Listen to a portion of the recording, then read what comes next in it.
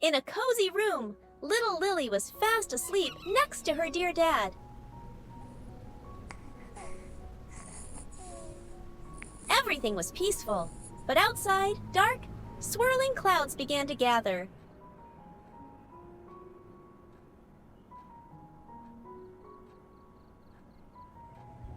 Soon the first raindrops fell, growing heavier and heavier until it was pouring down.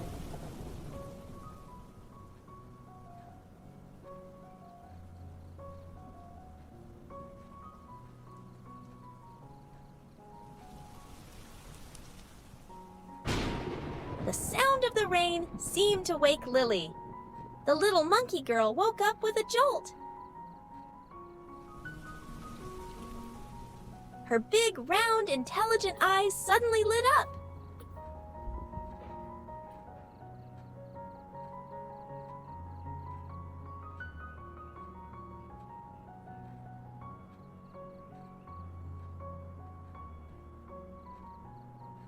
Lily remembered. All of her clothes were still hanging outside to dry.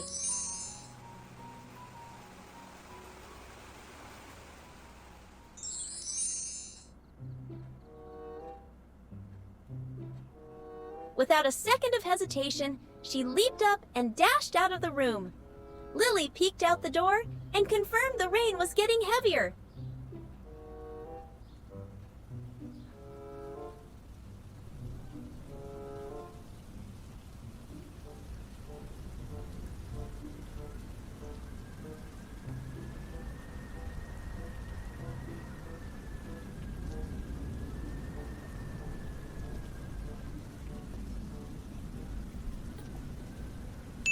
Understanding how urgent it was, she cleverly ran to grab the laundry basket and then dashed right out into the yard.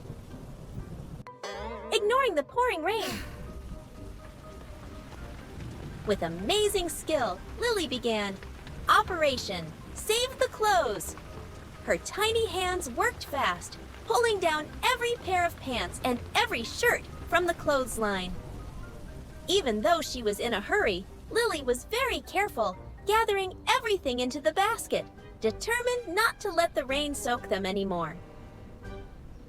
In the blink of an eye, she had moved all the clothes safely inside.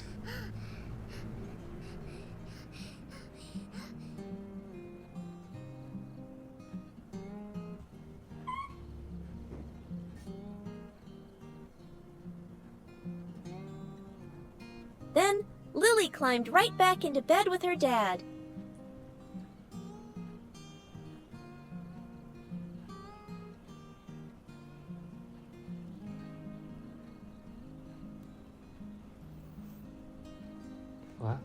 Đây rồi Ly. Ly. Back in the room, the loud rain finally woke up Dad. He Trời mưa groggily tao đi. realized it was Trời pouring, mưa. and then he panicked. Oh no, Chết the mưa rồi. clothes! Dậy lấy đồ đó. Bà quên đồ của Ly ngoài kia. He shot up out of bed, frantically getting ready to run outside to save the situation. Lấy đồ không? À, lấy đồ. But before his feet even hit the floor, Ủa? he froze. Đồ ai đây? Right there in front of him, piled on the floor, Á chà. were all the clothes, Đi mang đồ cho kia vào safe hả? and sound. Á chà. He stared, Đi mang đồ vào rồi à? completely confused Mày about quá what ha. had Chưa ướt happened. nè. Giỏi quá Just ha. then, Cảm he ơn Ly saw nhé. Lily, his little daughter. Immediately, Đói bụng he chưa? understood Nó làm cho Ly ăn everything. nhé. He Ly looked giỏi at her, quá nhỉ? his eyes Đấy, sparkling đồ with pride. She had done all of this by herself while he was still fast asleep. To reward her for being so adorably clever, Dad decided to take Lily on a special trip to the supermarket.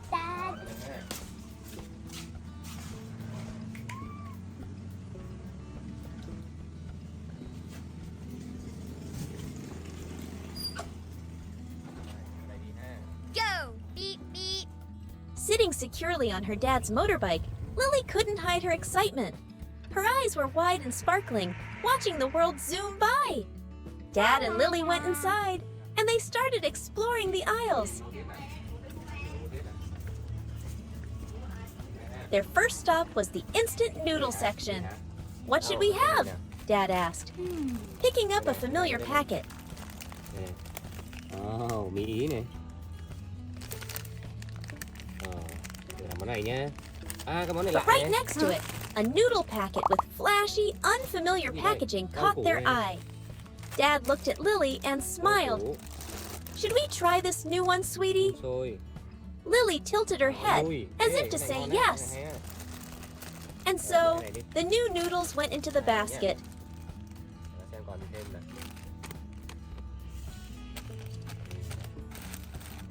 Có thêm sữa Daily nhé. Of course, no supermarket trip would be complete without Lily's favorites. Thêm sữa Daily nhé. Dad quickly grabbed a pack of milk. Đây được không? Em cầm lên ha.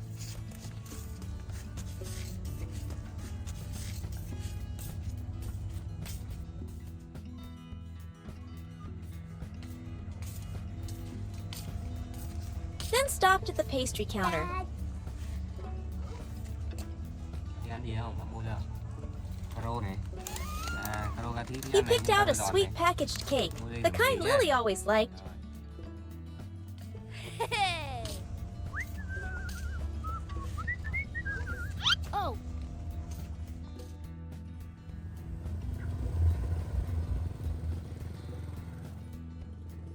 Huh?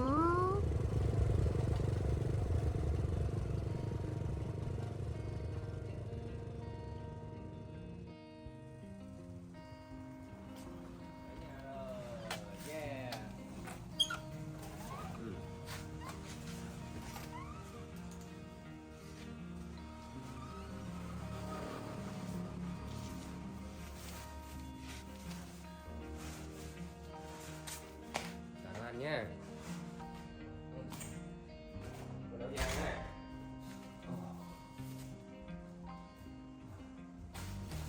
Back in their familiar kitchen, Dad got the battle station ready. Đây, bánh ngon đây. Làm cái này đi nhé. He held up the trophy noodle packet, squinting to read the instructions. Bây giờ mình xem làm sơ chế cái này nha. Đun sôi với 1 lít nước. Ok. Này là bánh này. Con thử nhé. Đây. Bánh ha.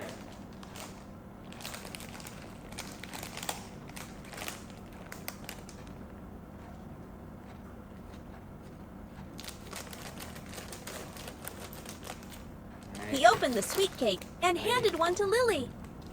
Have a snack first, okay? Chef Dad is about to work his magic.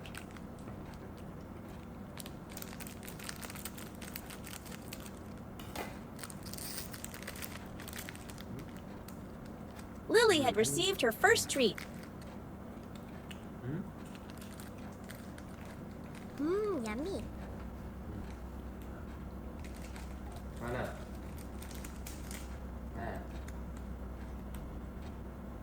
Ngon hả? Bánh trứng nha. Bánh trứng cốc á. Ăn trong ba lạng này nhé. Lily sat obediently on the kitchen counter, nibbling her cake while carefully watching her dad's every move.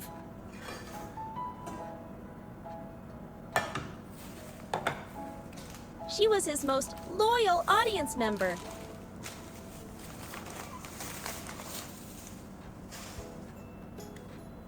Trong ba lạng này đi ăn nhé.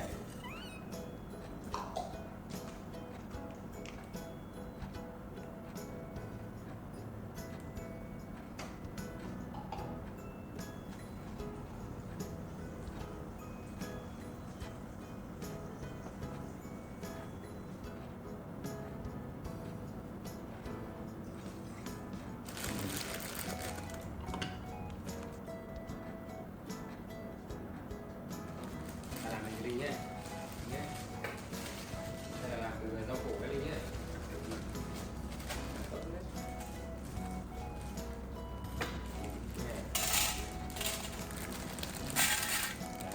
Đấy, đâu.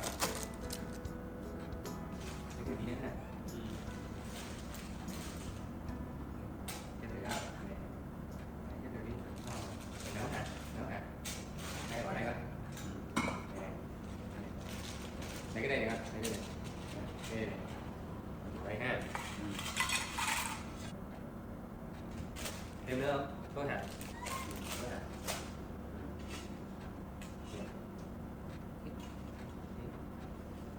Đúng rồi, ở phía kia. Đây. Đúng rồi. Đây. Đây này.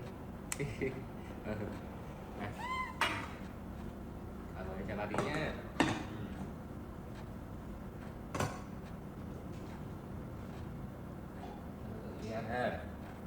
Cái món này ăn là sao? Chờ xíu bà lấy sữa cho Linh uống nhé. Hay sao? Bánh thêm nhé. While waiting for the water to boil, Dad continued his special service. He took out a bunch of juicy green grapes, Cây thằng là ăn kia ha.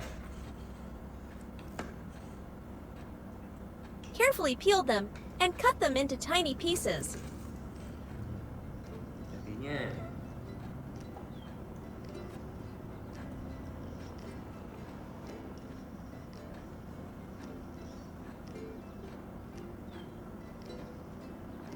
Quả ha.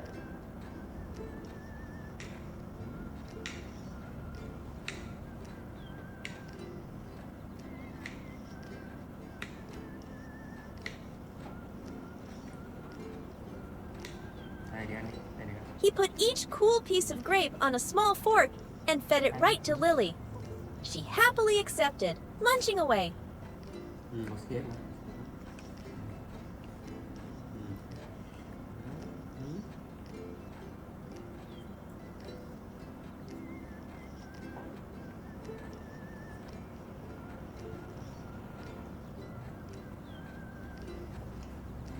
First cake, now fruit. Lily was truly being treated like a little queen today.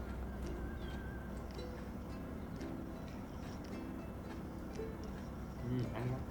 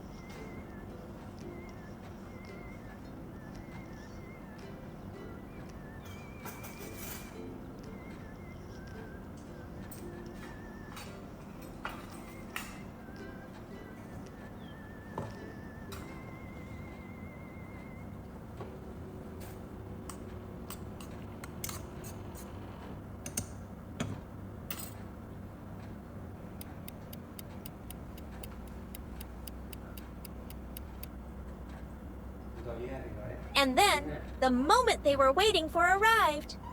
The new noodles were ready.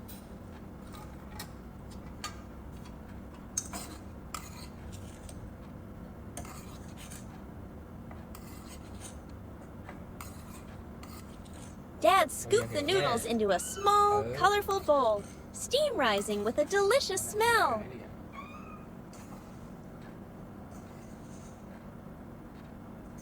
The masterpiece is served. Dad blew on it gently to cool it down and placed the bowl in front of Lily. But it was strange. Lily put her cute little nose near the bowl to sniff it, then suddenly hesitated and turned her head away. This didn't look like the noodles Dad usually made.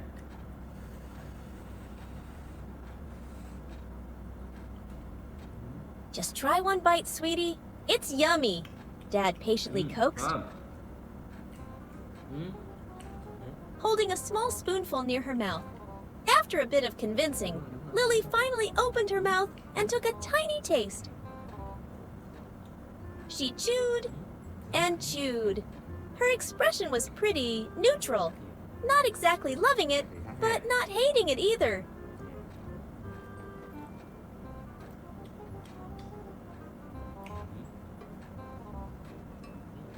She took a few more small bites and then stopped. Dad sighed. Maybe his little queen was just too full from her fancy snack of cake and green grapes.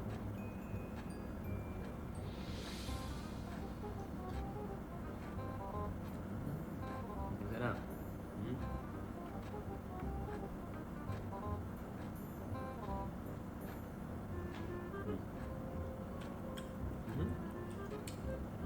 But no, Dad decided to change his strategy. Thấy không?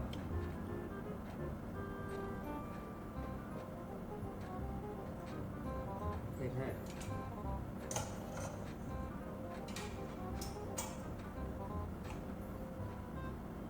Như thế này.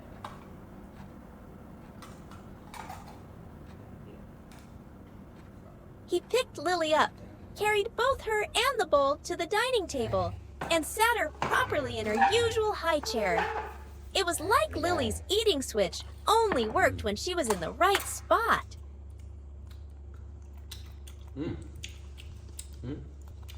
Thử anh đi. And then, a big surprise happened. Thấy chưa nè? Nè. Thử coi. Thử. Nói má. Đó, đúng rồi. As if a light bulb went on, Lily grabbed the spoon and confidently took a big bite. Then another and another. She ate happily, continuously reaching for more. Đúng rồi. Ồ, ngon quá. Thấy chưa? Thấy chưa? Even nodding her head, as if to show how pleased she was. The strange noodles from before had suddenly become the most delicious meal in the world.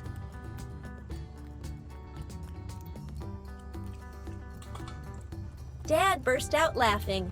It turned out his little daughter was just a little picky during the initial taste test. Được không? Có mình ngon mấy hả? Sao, ổn không? Thử ăn đi con, thử ăn cái mồi đi. Today's food adventure was a huge success. Thử ăn cái mồi đi con, đúng rồi, ngon lắm, thử ăn. Bỏ vào đây nha.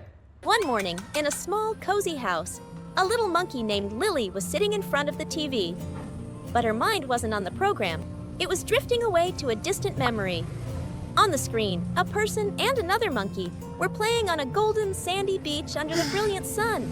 The memories flooded back, and Lily yearned for the moment she and her beloved dad built sandcastles and chased the playful waves. "Dad, I want to go to the beach," her heart cried out. The overwhelming feeling of nostalgia urged Lily to run into the room where her dad was busy working on his computer. She climbed onto the bed, nuzzling her small head against her dad's hand, her eyes shimmering with hopeful expectation. Đi Ly. Sao? Sao? Đi ra đi, đi ra ngoài đi. Her dad turned around and looked into his little daughter's innocent eyes, instantly understanding. Đi đấy. Dad. Sao? Muốn bạn làm gì à? Muốn làm gì hả? Sao? Dắt ba xe nè. Con ra ngoài dắt ba xe nè. He scooped Lily up and carried her to the living room.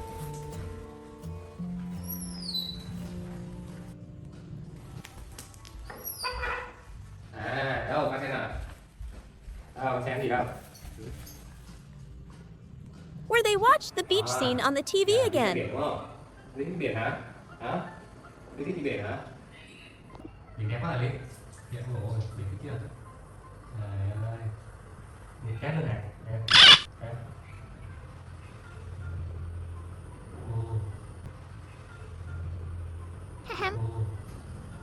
Sao Ly? Thích đi biển lắm hả? Sao con? Thích đi biển lắm hả? Nhưng mà trời mưa nhé. Thấy không?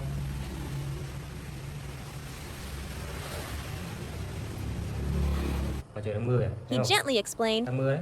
"It's raining outside, sweetie. We can't go to the beach today." Nắng lắm. Seeing Lily's face fall and her sparkling eyes well up with tears, her dad had a wonderful Ra biển idea. nhé. He smiled Sao mischievously, Ly? but Dad has a Đi biển great hả? idea. Nhé. He hurried into his Ngồi đây chơi room. đi, ngồi đấy. Rồi chờ xíu nhá. Oh.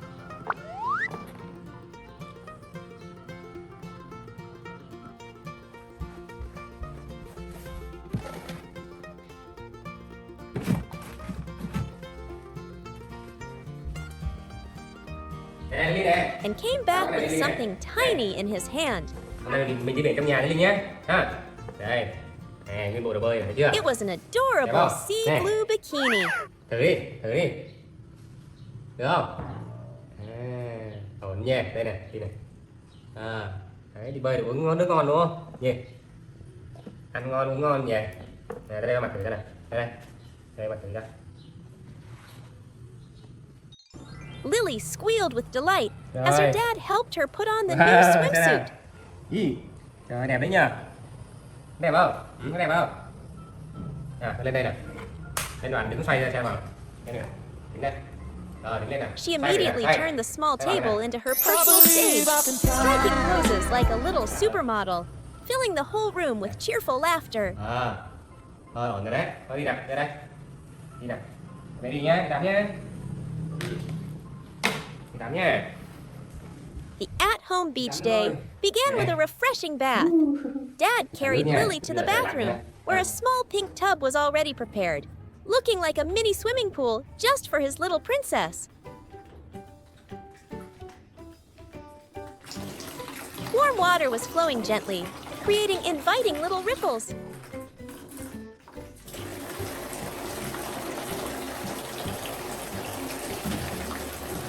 Lily's eyes lit up with excitement, and she couldn't hide her glee, kicking her little feet in anticipation of getting into the water. Dad gently placed Lily into the tub. The moment the warm water enveloped her body, Lily shivered with pleasure and immediately turned the bathtub into her personal playground. Đặt đi. Em muốn ra điểm bơi nhá. Đây này. Bơi vào đây đi. Đây đi này. Đó. Thấy không? Thấy không? Đi tắm ở đây nhá. Bay ra ngoài làm nước cho đi uống nhá. She slapped the water surface with both hands, creating tiny rain showers that splashed everywhere, even onto her dad's face.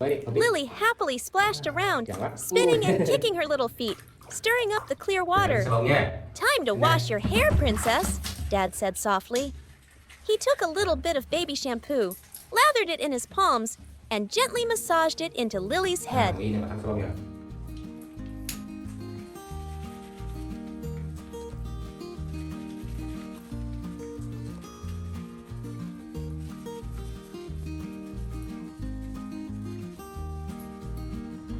Đây nha.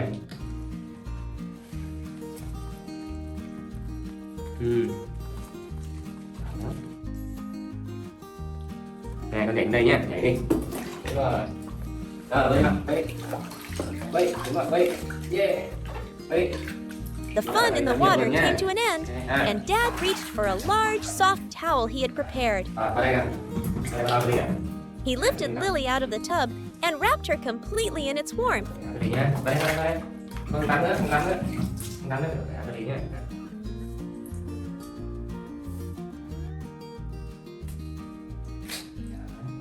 The heat from the towel, combined with the gentle scent of the baby wash, gave Lily an absolute sense of safety and comfort.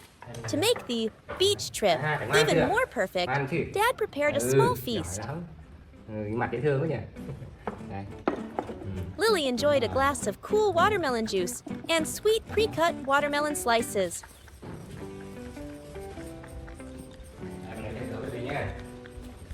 Đi uống xong đi ăn này nhá, Ly nhá. Từ từ Ly, từ từ.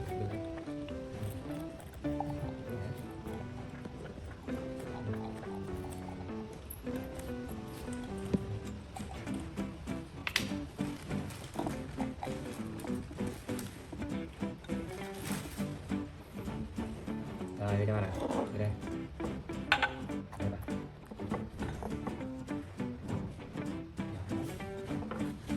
Đây cho Ly này.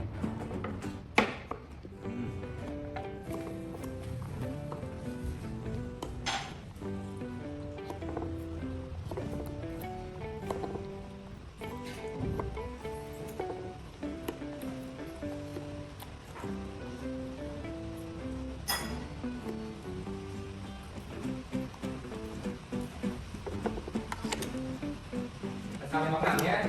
Kia.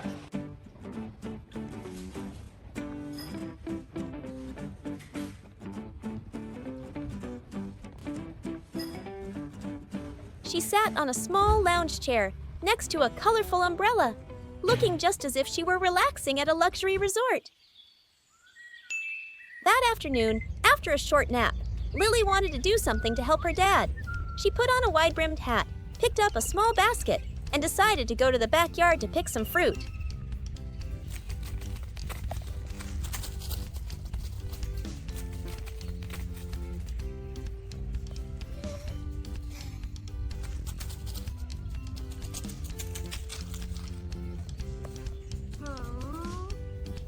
First, she aimed for the orange tree, which was heavy with fruit.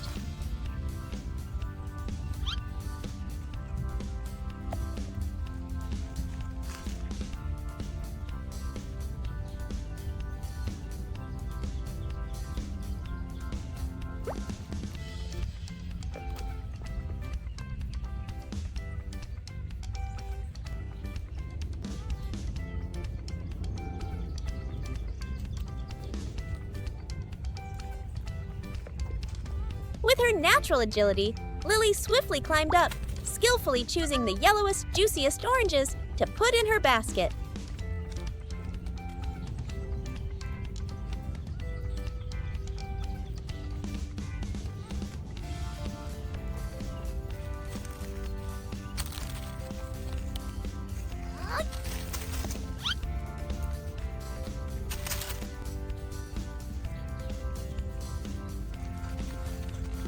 Mission accomplished, she headed toward the guava tree next.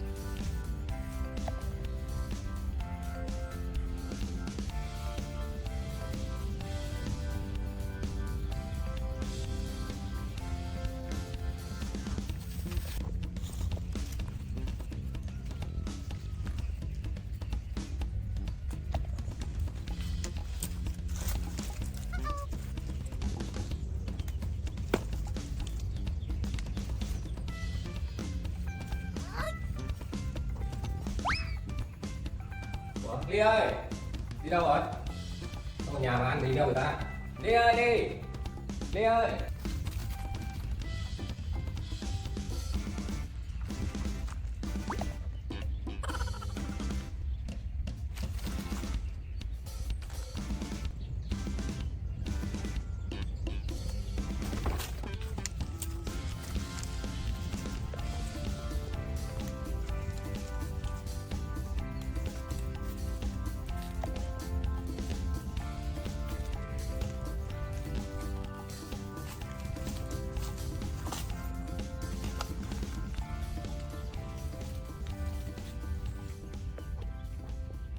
But this time, an unfortunate accident happened.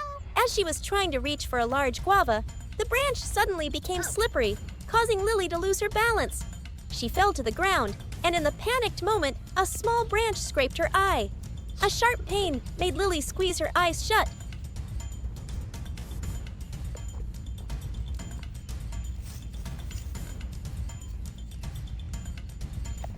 Despite the pain and fear, she managed to get up, gather the fallen guavas into her basket, and trudge back home with her harvest.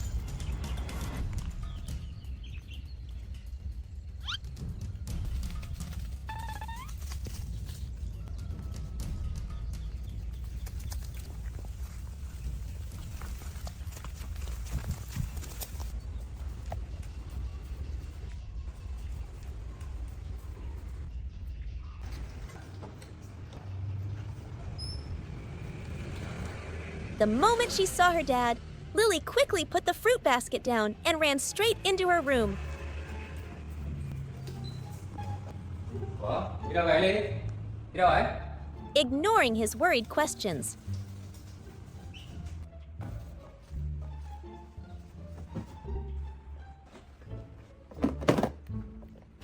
She rummaged around for the familiar bottle of eye drops.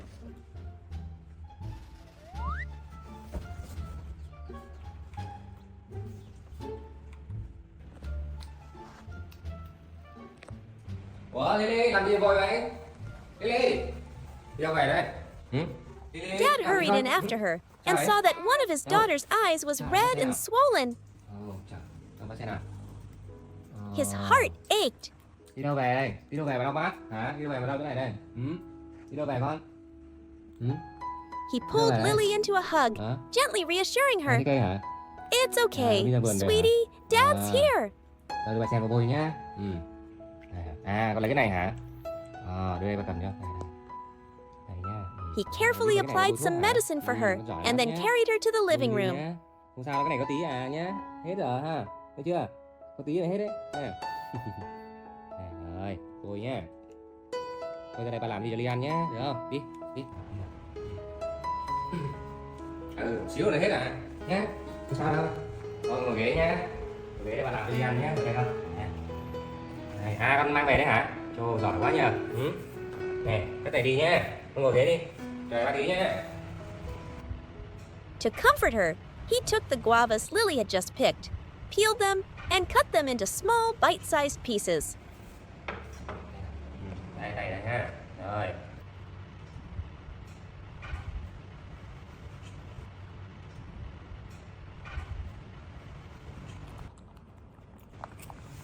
Nào, để bà giúp cho ha. Đúng rồi, giỏi lắm. Chậm thôi con. Đây. Đúng rồi, giỏi lắm, đúng rồi. Đúng rồi, mình ăn chậm rãi lại ha. The two of them enjoyed the fruits of her labor together, and the sweetness of the guavas seemed to wash away all the pain.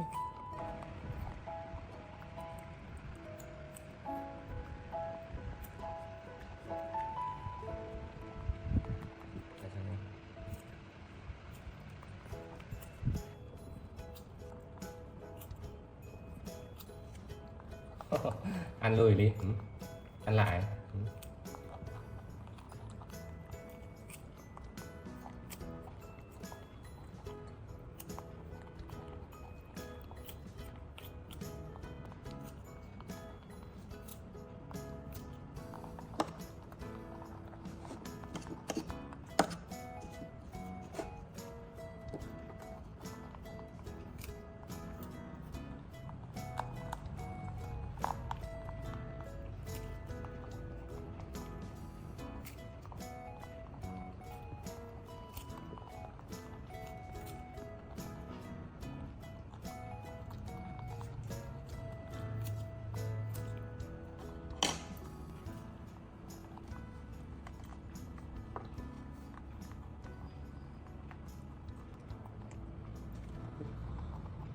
Xe này. Đi xe này. Này không sao ha. Này bị va tí nữa ha.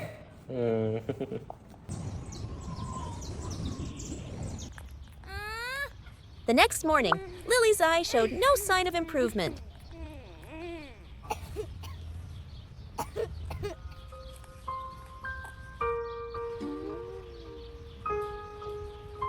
Dad. Sao Ly? Sao chưa hết hả? Chưa đỡ hả? Sao xem nào? Seeing his daughter constantly rubbing it, her dad knew he couldn't wait any Đừng longer. quạt nhiều quá con nhé. Sắp hết rồi này ha. Mặt còn đỏ này, mắt đỏ này, ha.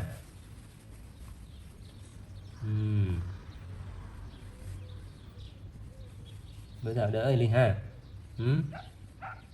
Còn đau không? Ly còn đau không? Ôi.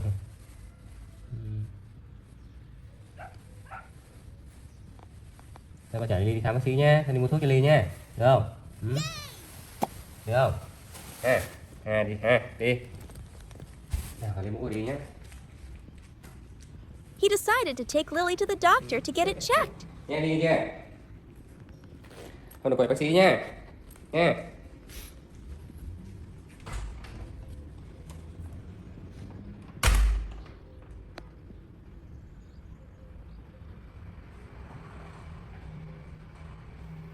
Mời cẩn thận Ly nhé.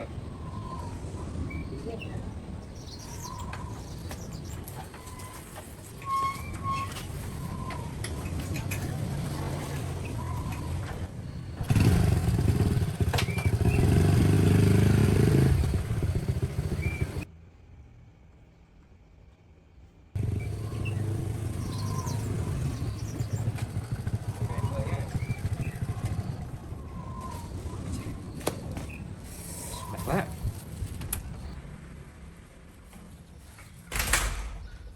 Giờ chúng ta ăn xong thuốc nha. Đi nhé.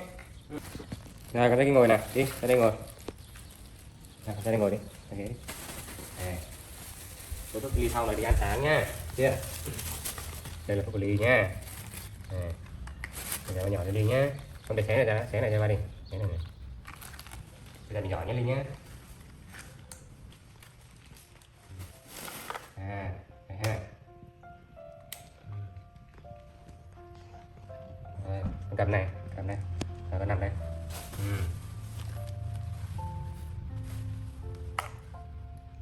After returning from the clinic, the dad carefully cleaned Lily's wound and applied the medicine as prescribed by the doctor. Rồi, bà chấm cái ly tí thôi nha. Nè. Cẩn thận con, không sao đâu ha. Đúng rồi. Đó. Đúng rồi đấy.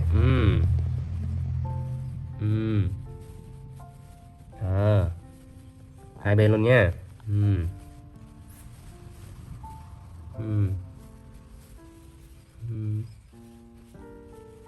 Even though the eye drop Rồi, stung a xăm đi little, nhá. Lily was Hai very đã khỏi well rồi. behaved and Thấy didn't không? cry at all. Nè. Đó, phải lau cái ghèn cho ly nữa này, thấy không? Đó, ba chấm tí mai khỏi rồi, thấy không? Đó. Đấy. Đây ha. Ôi giời ơi. Rồi, xong rồi. Rồi, cho bạn nắp à. Ôi giời ơi.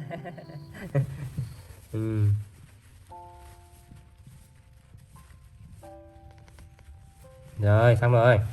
Được rồi, đưa cho bạn nắp à. Phải đưa bế nè. Chồ chà. Sao đâu ha. Rồi, cắt đi nhé. Cắt đi này ha. Đấy, cắt đi rồi. Cắt đi rồi. Đi nằm đó đi, nằm nữa.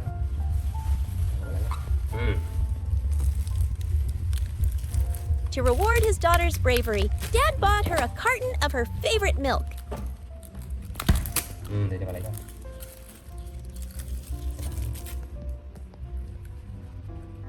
Cái đầu làm sao đấy? Cái đầu nghênh nghênh à? Cái này mà bóp lại cho khỏi bị sặc nhá. Này.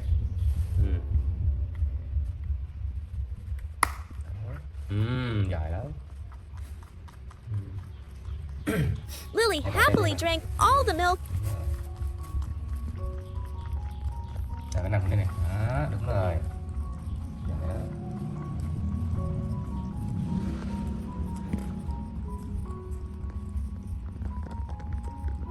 Từ từ thôi.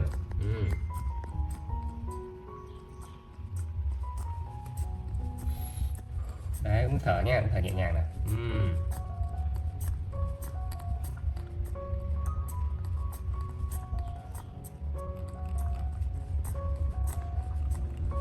Hết chưa? Hết chưa? Thế này hả? Đấy, bỏ rác đi con. Bỏ rác kìa. Đúng rồi đấy. And then responsibly threw the empty carton into the trash can. Thôi đi phòng nhé. Đi phòng mà chơi xíu rồi nghỉ nhé. Thấy chưa? Mau khỏe nhỉ? Đúng không? Mau khỏe ha. In the evening, the dad carried Lily to the bedroom. He placed her on the soft bed and tucked her in. Đây, đi nằm đây. Đâu rồi? Đi đâu rồi? Đi đâu rồi? Đây, đây chơi. He lay down beside her, hugging his little daughter close and patting her gently until she drifted into a peaceful sleep. Đây. Ôm ly hả? Ôm ly hả? Ôm ly hả?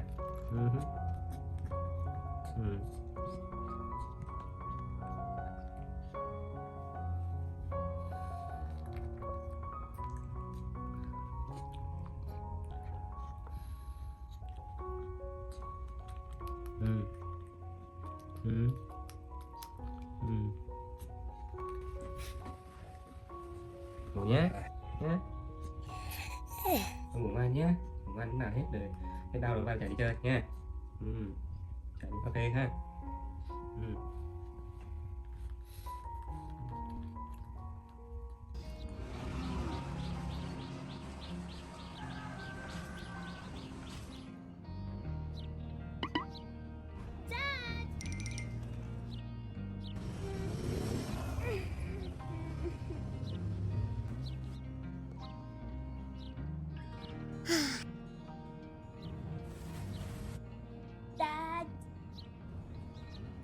Waking up, Lily found a plate of carrots and a bottle of yogurt waiting for her on the table.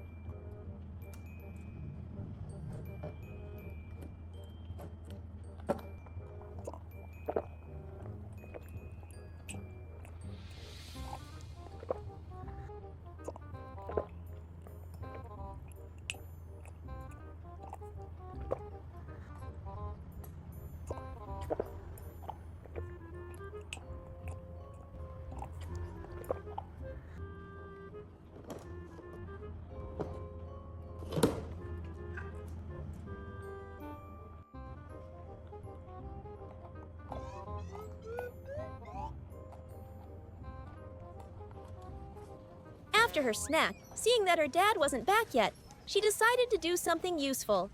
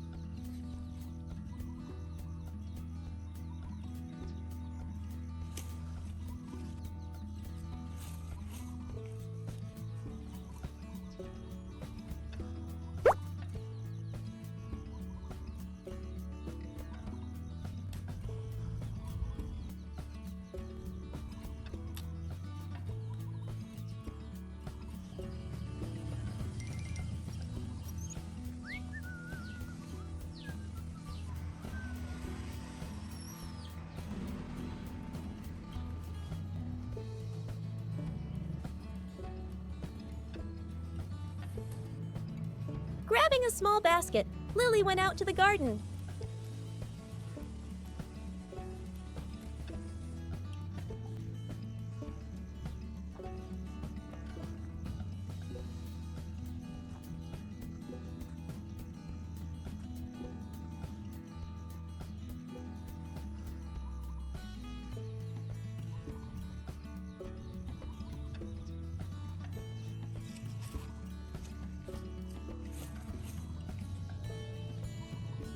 Carefully selecting and picking the freshest, most tender lettuce leaves.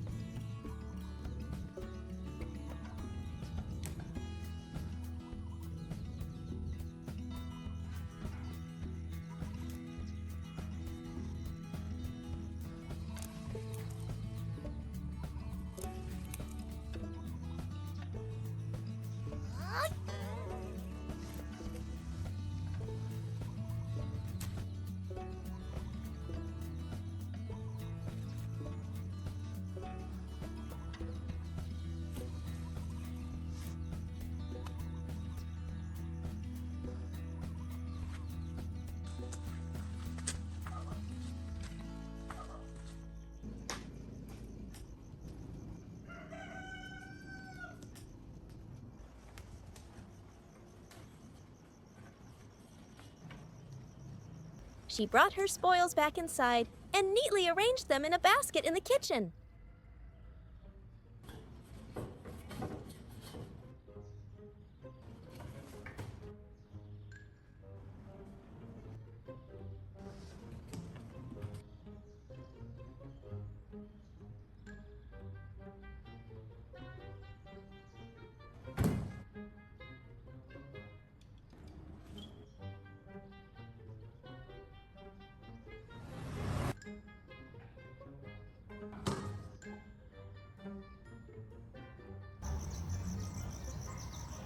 Time passed, and still no sign of Dad. Lying on her beanbag chair, Lily started to get bored. A daring idea sparked in her mind. maybe I should go get some eggs. Dad would have a surprise egg dish for dinner tonight. No sooner said than done. Lily put on a straw hat, looking every bit the part of a true explorer, and tiptoed towards the chicken coop.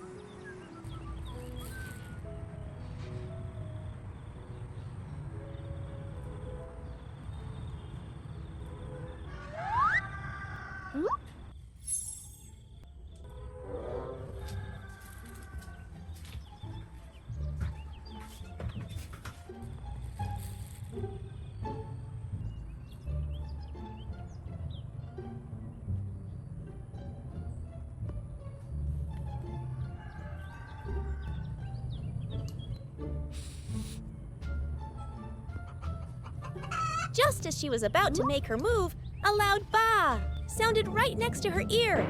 Lily jumped, her heart leaping out of her chest, Oh. thinking the mother hen had come back to catch her. It turned out to be just the neighbor's goat, playing a prank. Composing herself, Lily became even more determined. She ran back into the house to get her basket.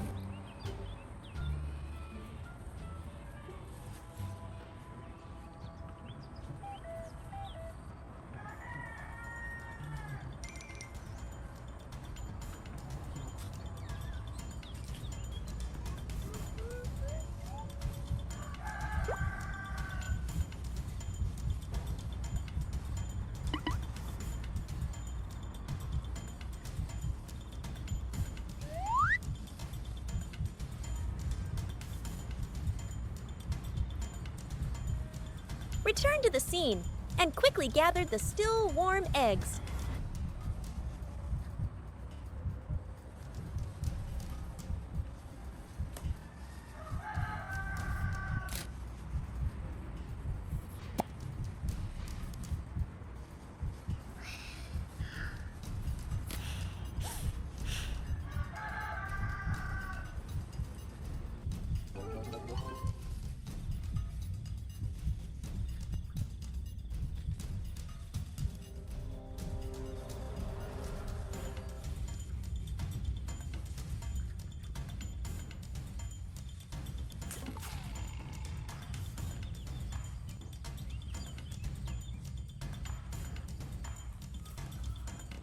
With her mission complete, Lily hurried back home, afraid the real mother hen might actually catch her.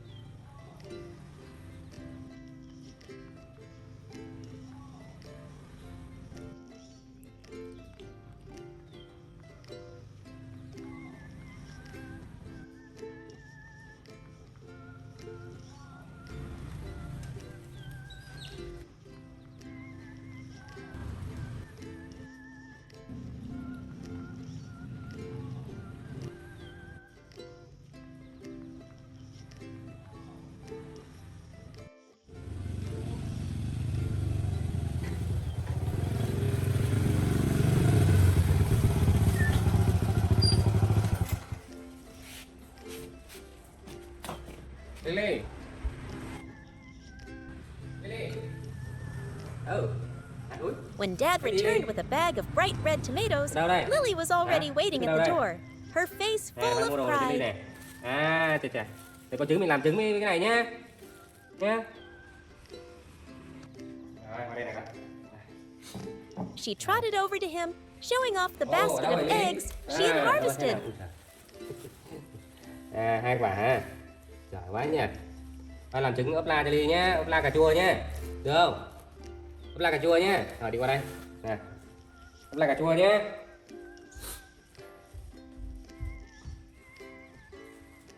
Đây.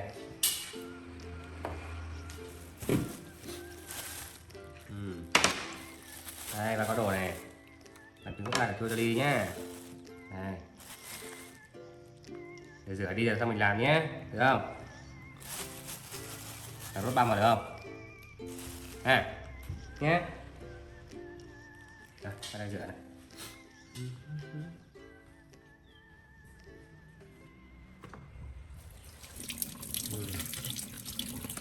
Đây là cà chua đi nhé.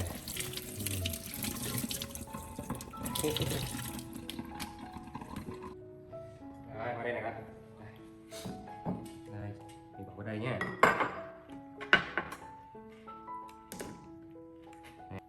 Bây giờ mình cắt cà chua nhé, Ly ngồi đây giúp ba nhé, được không? Đây ngồi đây, giúp ba nhé. Đây, ha, đây chua nhé, được không? Nè. Rồi Ly bỏ kia đi. Đúng rồi. Đây nữa. That evening, the small kitchen felt unusually cozy. Đúng rồi. Lily stood on a chair, watching intently as her dad chopped tomatoes, then helped him crack eggs into a bowl and stir Làm them. hai quả ha. Đây đi. Đây đây, bỏ đây. Đây nữa. Đây nữa đi. Giỏi quá. Đây con. Đây luôn. Đây nữa. Đây. Giỏi quá. Bây giờ mình lấy trứng đi nhá. Nè. Đó, để mà chặt ra bỏ đây ha.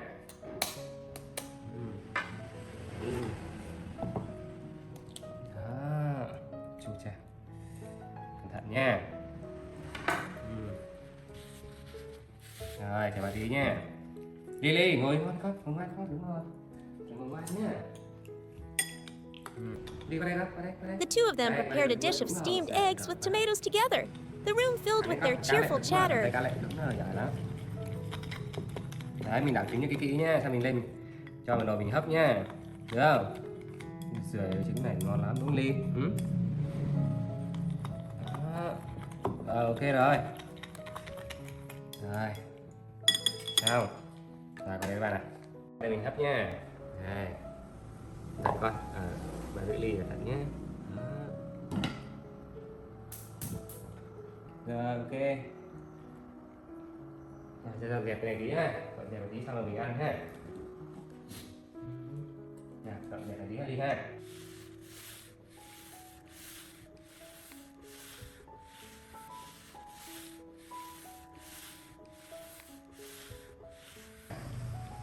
Đúng rồi. Kìa đi kìa, hấp được kìa, thấy không? Ha. Kìa đi kìa, hấp được kìa, thấy không? Ha. Kìa, đây đây, đây hấp được này, đó, chín kìa. Đấy, thấy không?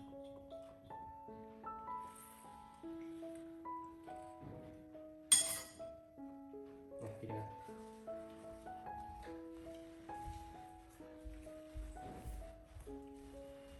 Đi vào ghế đi.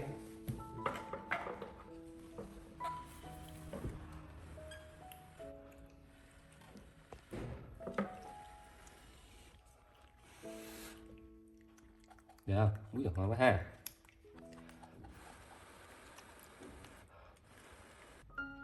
The story ends with an incredibly touching scene.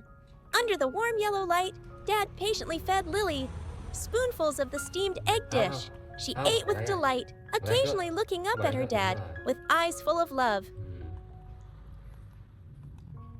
Sao? Ổn không? A long day full of drama and small adventures had concluded with a warm dinner, a testament to the simple yet profound affection between the father and daughter.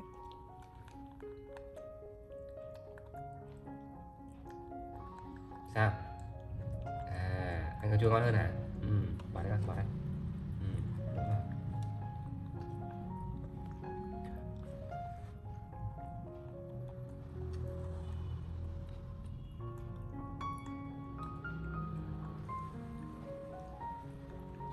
Bỏ cái chỗ. Đấy. Đúng rồi.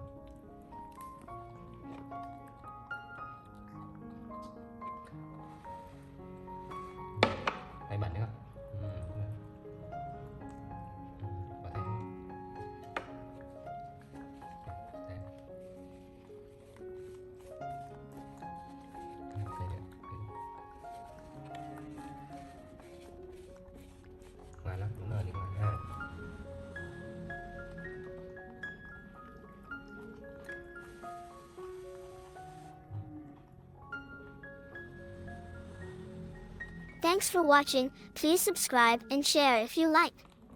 As dawn breaks and the world is still deep in slumber, the video opens with Lily curled up snugly in her blanket.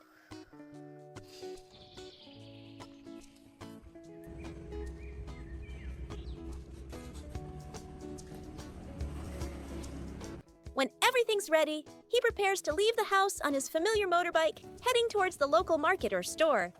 There, Dad carefully selects fresh fruits and other essential items, all prepared for Lily's meals and activities throughout the day.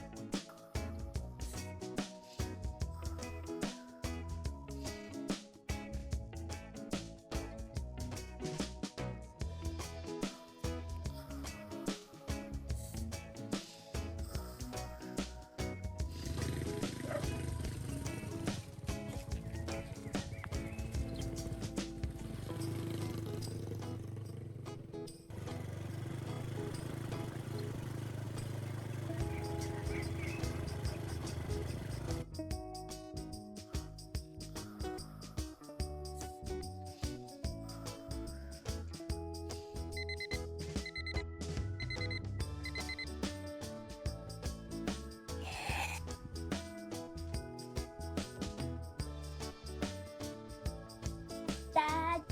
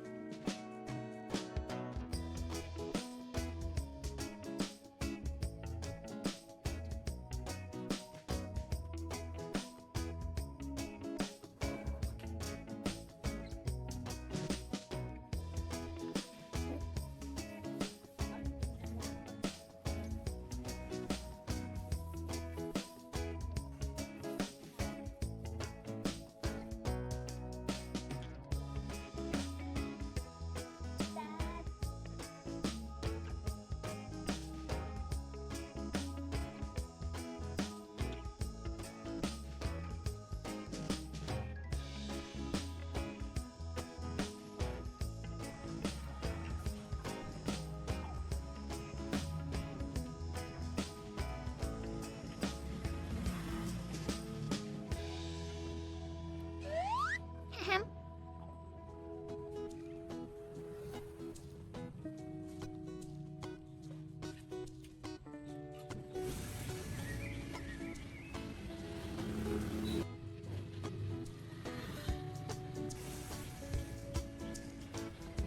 While Dad is out, Lily's curiosity and mischievousness begin to stir.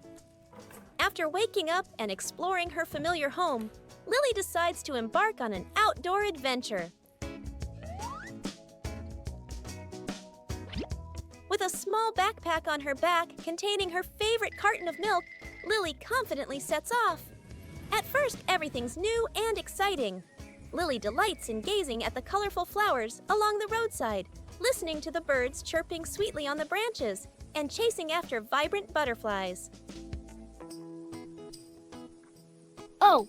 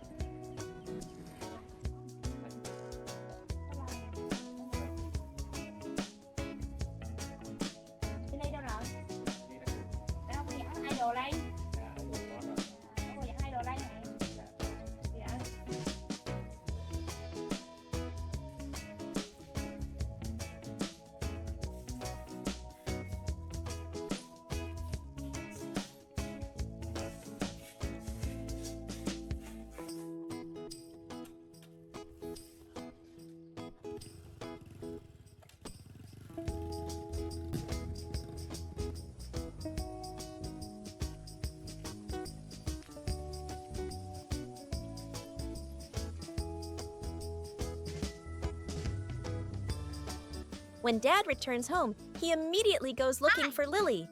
He finds his little daughter, and the two of them return to their warm home, immense relief, washing over Dad. Immediately, Dad sets about preparing a meal for Lily.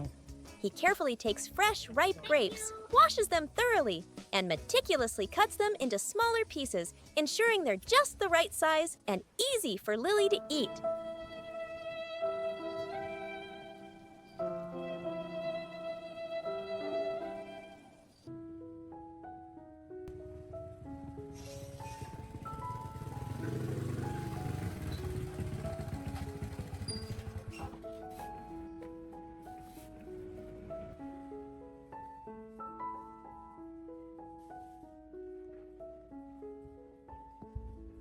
Ly ơi, Ly ơi, dậy thế nào? Ly, Ly, Ly, Ly ơi, Ly, Ly, Ly, Ly ơi. Đâu ra?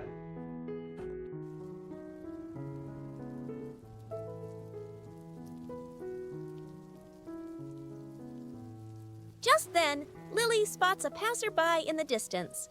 With what little courage she has left, Lily runs towards the person and squeaks softly, her eyes full of hope. The man is surprised to see a small monkey looking lost. After Lily tries to express herself with gestures, the kind man realizes she might be lost. With warmth and helpfulness, the man points Lily towards the familiar path leading back to the area near her home. Lily's heart beats faster as familiar sights gradually appear. Finally, from a distance, Lily sees her beloved home. She lets out a joyous squeal and runs quickly towards it, silently promising herself never to wander off and forget the way home again.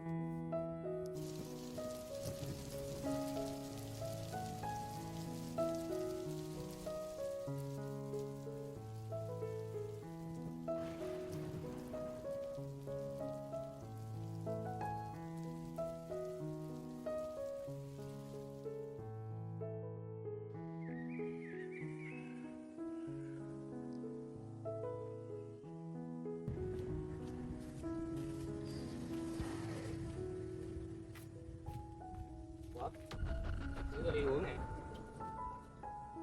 Chắc mới đi qua đây.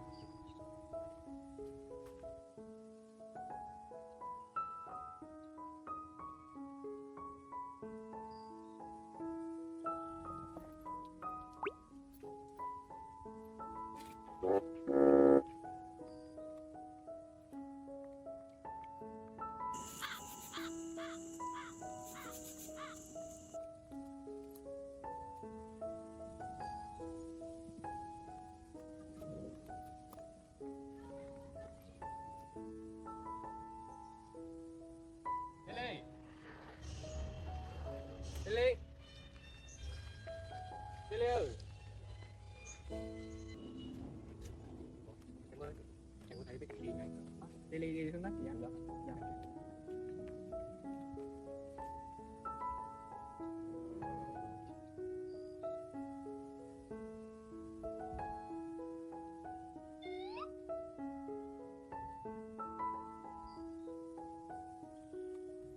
Đây. À, ôi giỏi quá, hay đi đâu vậy hả?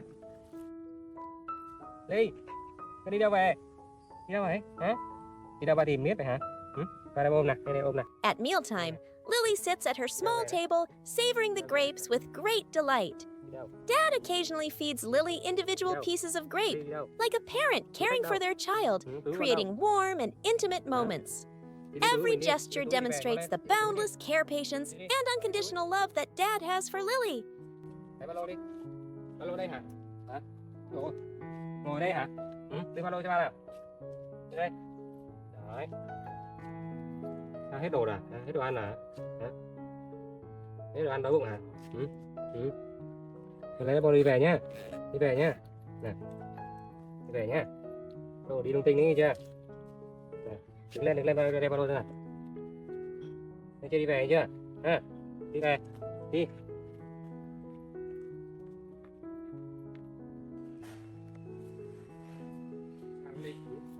Ra đường đi nhá.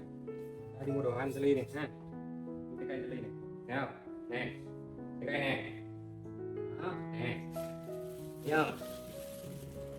Thích không? Đó, sao đừng đi lung tung nữa nhá, thấy chưa? Thôi bây giờ đi rửa trái cây ăn nhá. Nhá, để ra đi rửa trái cây đi. Nào, đi nào. Nè. Để trái cây ăn nhá. Đây, đi ngồi đây. Đi ngồi đây các. Đây. Làm trái cây ly nhá.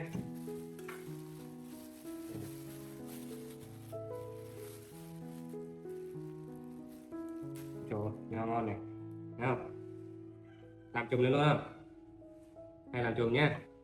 Ha, làm chùm này nhá. Rồi đi rửa nhá. Thêm chùm nữa ly nhá. Đây. Đây, qua đi rửa nhá. Nào, tính lên coi, tính lên. Tính lên.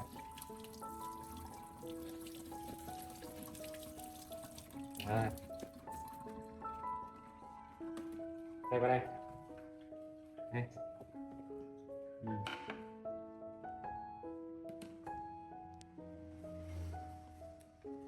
Đấy. Con bỏ kìa. Đúng rồi.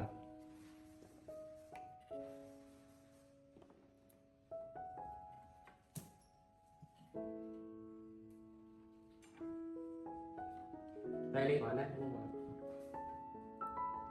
Ở đây này. Thấy không? Đây này. Rơi kìa, rơi kìa. Đó. Cái để bên chùm này nha. Nha. Đây. Chơi không? Đây. À.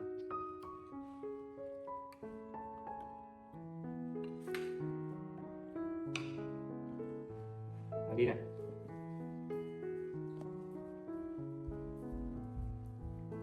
Rồi đi ra ghế đi. Ghế đi. Đây, đi ra. Rồi đi ăn đi.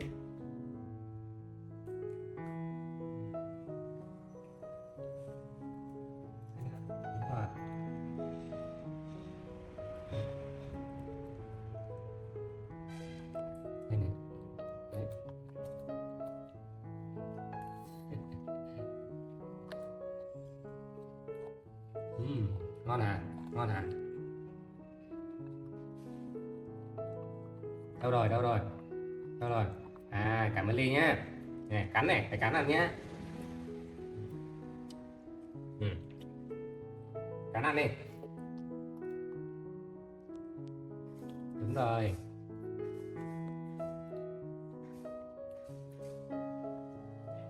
Ăn xong rồi giặt quần áo nhá. Đi quần áo rơi rồi kìa, thấy không? Đi ra ngoài bẩn rơi rồi kìa.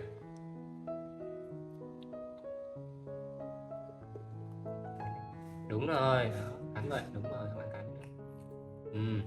Đúng rồi, cái này bỏ nhá. Này bỏ này. Đây.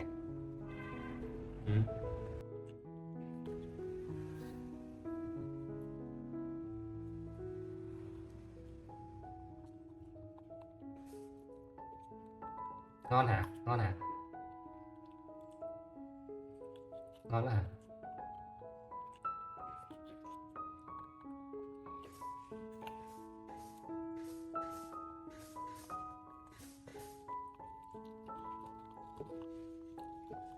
Chờ bóc ra, chờ bóc ra. Đúng rồi, bóc vô đi nha. Đây, ăn đi, đúng rồi.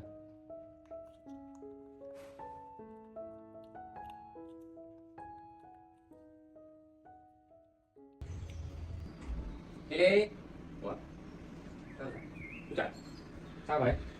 Ủa? Sao thế này? Sao em của Lily mà lại vỡ thế này trời? When her dad returned, the first thing he saw was the shattered piggy bank on the floor. Thinking his little daughter had been making mischief again, he couldn't hide his fatigue and annoyance. Lily! Tao bảo là Lily ơi! Lily! Có hỏi nè! Lily! Qua hỏi nè! Lily, was this you again? He said in a loud voice, unjustly scolded. Này, có thấy không? Đây này, thấy chưa? Bể heo thấy chưa? Con lấy tiền làm gì? Đứng im! Lily just silently bowed her head, her eyes welling up with tears, but she offered no Người ta đang nói explanation. mà. Tiền là bể heo làm gì? Hay là lỡ đụng vào nó? Đúng không Ly? Rồi sao lấy tiền mua đồ ở đây? Lấy tiền đâu mua quần áo? Sao? Tiền đâu con mua quần áo? Bây giờ làm sao có tiền mua đồ mua trái cây cho Ly đây? Hết tiền mua trái cây rồi. Làm sao? Dỗi à? Làm sao? Không biết nói gì luôn.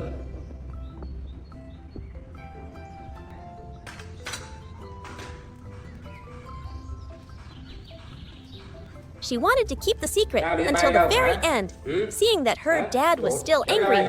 Lily quietly approached trời. him and Đấy gently hả? tugged on his pant Đấy leg. hả? She led him to the table À. where the birthday cake was hidden. Ây trời When her ơi. dad saw the cake with Làm its gì loving đúng không? message, he was stunned. Gì đây? All his anger instantly vanished, À. replaced by astonishment, Nhưng then bánh kem emotion, hả? and finally Tại sao ăn mất regret. miếng rồi nè? He understood Ăn mất miếng rồi everything. nè. Oh, my Không được daughter, ăn he được choked nữa out. nhé. I'm so Ăn nữa sorry. ăn chưa? I Ngồi didn't đây know. nào. Ngồi đây. Rồi đến đâu đi? Đến đâu đi?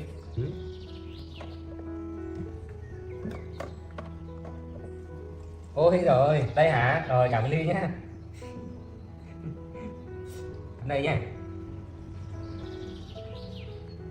Đây đúng không?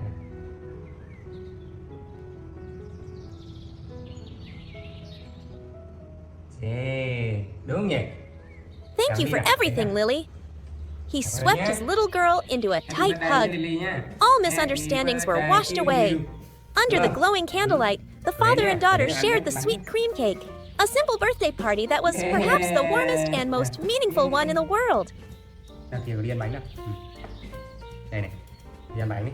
Đây này đi. Đó, ăn kìa.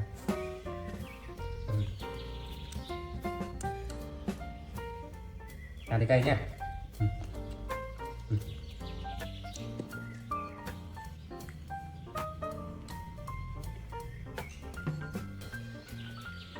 Đi mua bánh bao nhiêu đi? Mua bao nhiêu tiền này? Hả? Ngon quá ha. Bánh ngon quá nhỉ. Cảm ơn Ly nhé. Chúng ta bao nhiêu tiền Ly lại đi mua cái con heo mới nha Ly nhé. Mua con heo mới nhá. Cất tiền nhá.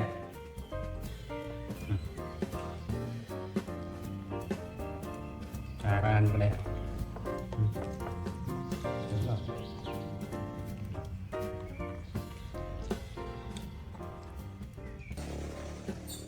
After a day of fun and food, Lily sat obediently on her chair while her dad brought out an orange bag full of surprises. Rồi, để quần ha. He slowly took out each item. First, a bright yellow outfit, then a pure white one, lovingly asking if she liked Quần them. nữa này, quần trắng này, thấy không? Rồi, thế rồi.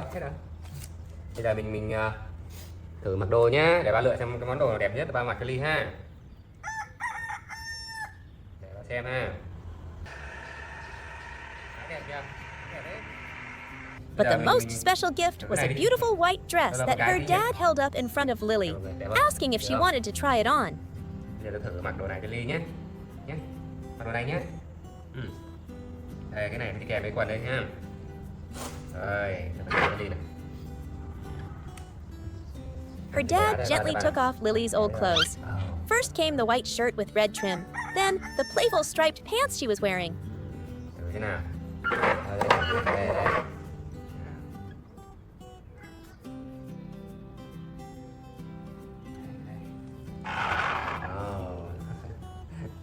Ngon lắm đó hả? Next, he carefully dressed her in the pure white dress. Để mình mặc áo xong mình mới được quần nha. Rồi, thở tay ra con, Đó. Có vẻ hơi rộng nhỉ? Rồi. Ui chà. Ồ. Có vẻ hơi rộng Ly ơi. It seemed to be made just for Lily, fitting her small body perfectly and making her look incredibly cute. Do you like it? He asked tenderly, and Lily's beaming face was the best answer. Có vẻ hơi rộng nhỉ?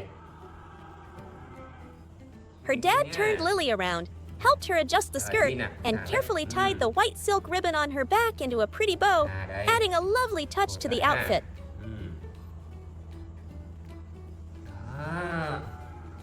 Nhưng mà có vẻ hơi rộng mọi người ơi, có vẻ nhìn hơi rộng ấy. Nhìn hơi rộng ấy. Xem nào, quay xem nào. Đúng chưa? Bây giờ nhưng mà được cái là vừa khớp nha.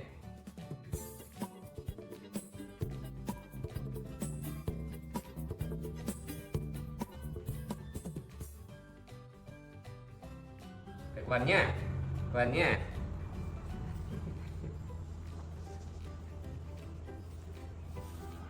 Phải quần nhé, quần nhé.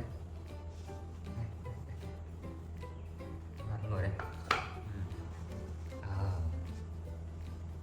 To complete her little lady look, he patiently helped Lily put her little legs into a pair of pure white tights, making sure they were straight.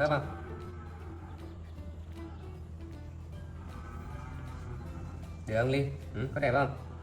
Có đẹp không? Đẹp không? Đẹp không? Nè, cho này. Cho cái quần này. Ổn không Ly? Ổn không? Rồi, ra đây ba mặc nè. Rồi, đứng thẳng nha, đứng thẳng lên ha. Đúng rồi. Để mặc đồ nha. Ôi trời. Rồi, đẹp rồi. Wow. Wow, đẹp quá. Đẹp quá. Đi đẹp quá. Ly chào nè. Chào đi, chào nè. Chào. Xin chào. Đẹp nhỉ. Mấy bộ này mấy có gì mình mới mặc vậy, đúng không? Mai mặc cái Ly nhá, cái này mai mặc nhá. Cái này cắt đi ha. Cái này cũng cắt đi nhá. Để hôm nay cái này cắt đi này. Đây cậu này. Để mai bằng cái đồ đi giặt cho con nhé, được không? Hay sao? Để con cắt cho Ly nhé. Nhé. Nay mình không ra ngoài được nhé. Bây giờ chắc mình phải nhờ Ly mua đồ. Chứ không ra ngoài được, đau mắt ra ngoài. Ra ngoài nó bị bụi nó ngứa mắt lắm. Bây giờ ba giặt cái này cho Ly. Ly mua đồ cho ba nhé, được không? Finally, he put a small light blue wool purse on her, slung across her shoulder, a perfect accessory that turned Lily into a stylish little girl, ready for an outing.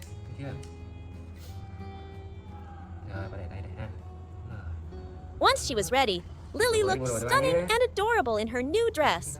She raised her tiny hand, waving goodbye to her dad, her eyes sparkling with excitement for her upcoming adventure.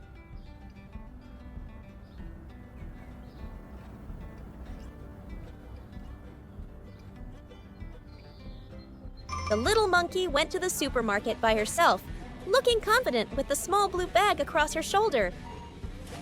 Lily's tiny figure walked down the wide aisles as she curiously looked at the countless colorful snacks on the shelves.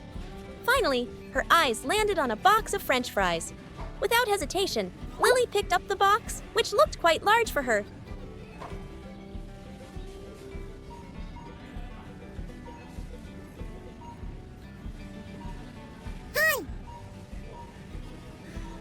And brought it to a woman.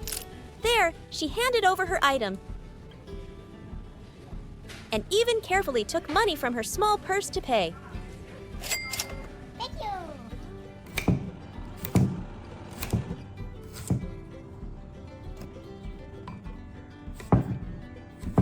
On the way home, Lily walked proudly along the dirt path, clutching her prize, the box of French fries.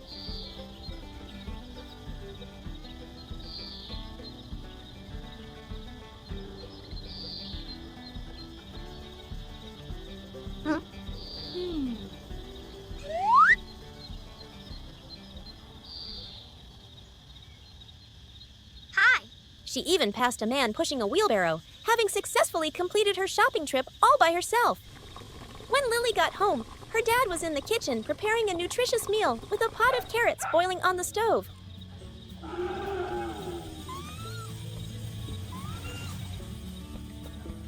Lily placed her box of fries on a small table. Soon after, her dad brought out a hearty tray of food. Not French fries, but fresh white rice, carrots, and cucumber. Đâu rồi? Vào đây, có ghế bên này. Đây. Cơm nhá. Cho đói bụng rồi đúng không? Quan trọng là bà xem có đi mua cái gì nhá.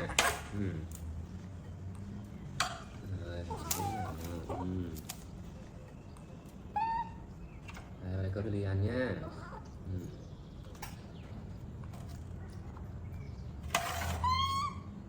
He carefully arranged the food on a pretty plate for Lily.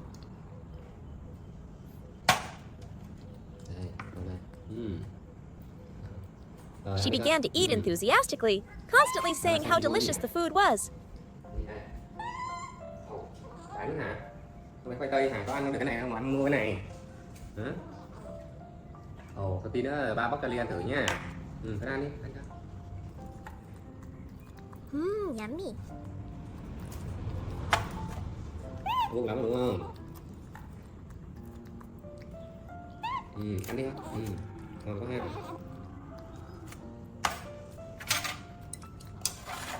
Hôm nay bà làm ít cơm ăn thôi ha. Bà cũng không đói mấy. Hôm nay người thấy mệt. The two of them enjoy the meal together, with Ngon lắm. Ai đây bà xúc cho Ly à? Ồ, đúng rồi.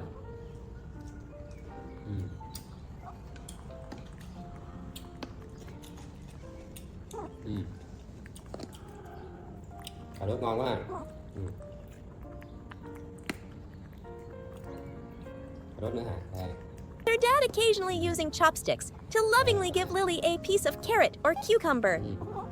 Ăn dưa này, ăn dưa này. Cơm ngon, ăn cơm. Đúng rồi. Món cà rốt hả? Anh thích món cà rốt hả? Đây, bà cắt cho Ly đây.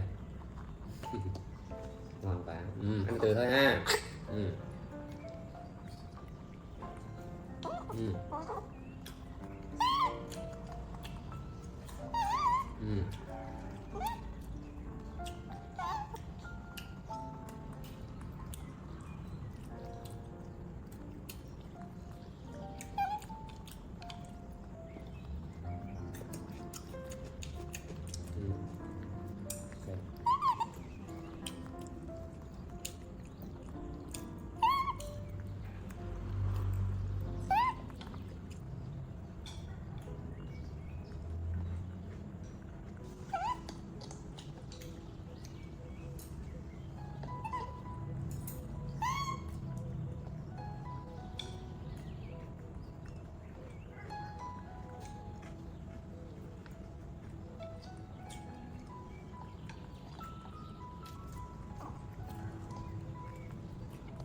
Ngon quá.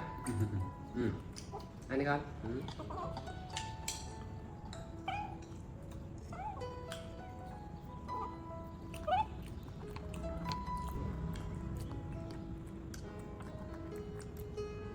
Ngon quá.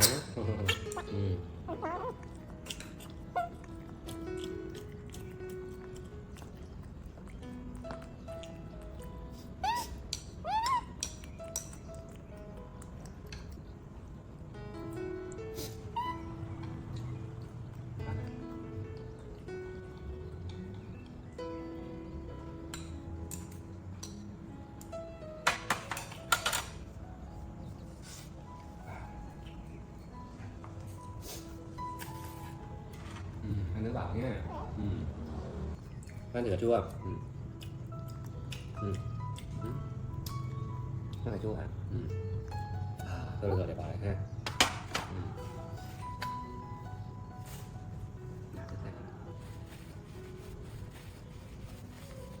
Thôi mình dọn nha. Ra như thế ngồi bà lấy sữa cho Ly uống ha. After they finished, her dad took good care of her, wiping her mouth with a napkin.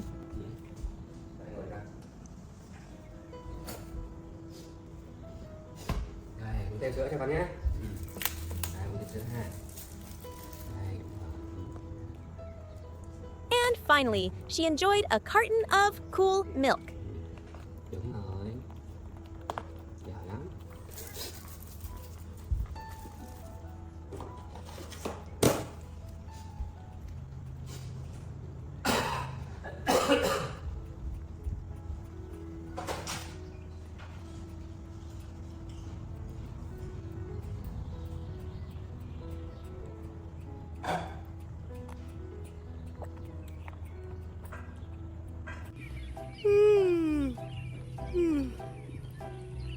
Morning sunbeams streamed through the window, gently waking Lily in her warm bed. She woke up, still looking adorable in the plaid dress her dad had lovingly chosen for her.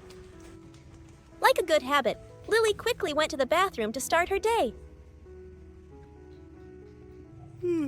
She sat properly on the toilet.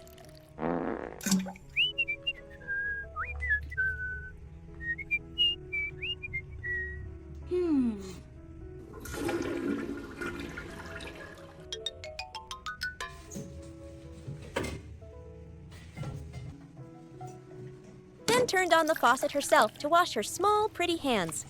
After that, Lily worked with her toothbrush, carefully brushing her teeth.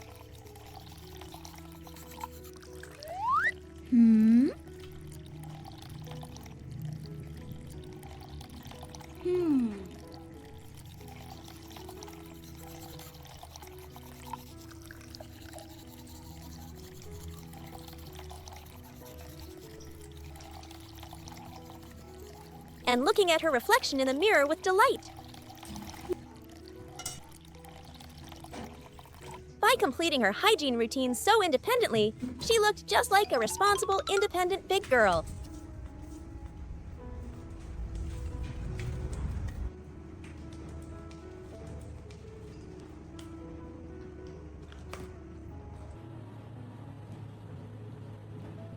Dressed in her plaid dress and a cute straw hat, Lily looked just like a little farmer girl. She ran happily into the yard, holding a small umbrella in her hand. A gentle breeze rocked the swing, and Lily sat on it with delight, carefully opening her umbrella. Under the soft sunlight, she sat there holding the bright yellow umbrella like a sunflower, enjoying the pure and peaceful morning moment. Seeing the familiar sight of her dad busy working in the garden, she was filled with love and ran to him.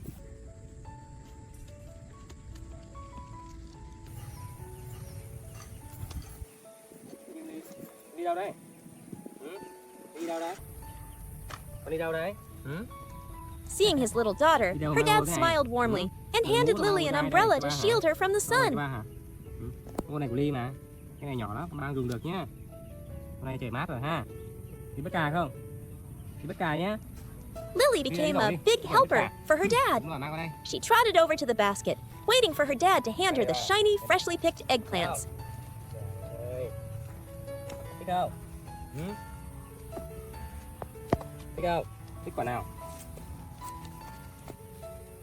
Her tiny hands carefully took each one and gently placed it in the basket. Ở đó ha. Đây để bà giúp cho.